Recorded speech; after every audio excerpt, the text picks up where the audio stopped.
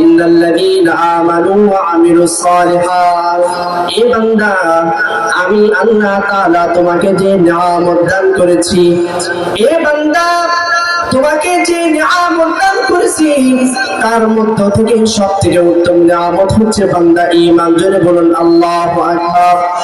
আল্লাহ তাআলা বলে, বান্দা এই ঈমান আনার পর বান্দা যখন আমল সালেহ করবা, বান্দা মিথ্যা কথা বিরুদ্ধ আমল করবা, দোষ মুক্ত আমল করবা, সুদ মুক্ত আমল করবা, জিনাহের গুনাহ বিরুদ্ধ আমল করবা।